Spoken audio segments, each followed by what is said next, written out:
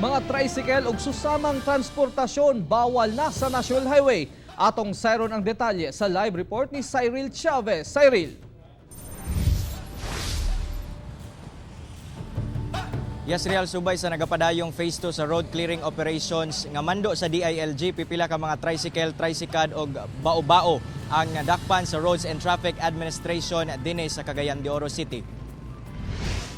Hingpit ng gisugdan sa mga personahe sa RTA o PNP Highway Patrol Group ang pagpangdakop sa mga tricycle, tricycad o bao-bao nga moagi sa National Highway sa syudad sa Cagayan de Oro. Gani sa duha ka adlaw nga operasyon dili moubos ngadto sa 70 ka mga motorized vehicle ang nasikop sa otoridad. Karong adlaw, ubay-ubay sab ang nasikop human miagi gihapon sa CM Recto Avenue ang mga tricycle. Wala mo ko kay balo sa kadakpon kay ang ako na sayran nga private okay ra mga kwan private kay kanang uban ko nga masayro man.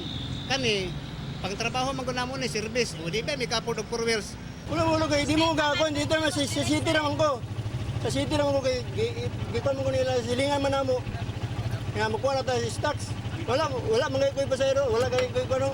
Kining si Larry Sulihon, kinsa maghatod lamang unta og pinalit nga materyales para sa iyang balay ang nakasabot sa gipatuman sa gobyerno. Karon pa ko na-inform sir, ani nga. Karon pa ko na-inform. Sorry. Dahil na kumusab. Kaya nakabalo naman ko. Tumong sa maong operasyon nga malikay sa disgrasya ang mga motorized vehicles nga makig-uban sa mga fast-moving vehicles. Na-address naman gid ang mga concerns and in fact diri sa Cagayan de Oro isa man ta sa nagpilot na aning mga modernized jeepneys, makita na nato nga nagdagan na. So wala na rason lugar nga magpabilin pa na sila sa kadalanan kay na-address naman nato ang issue sa modes of transportation.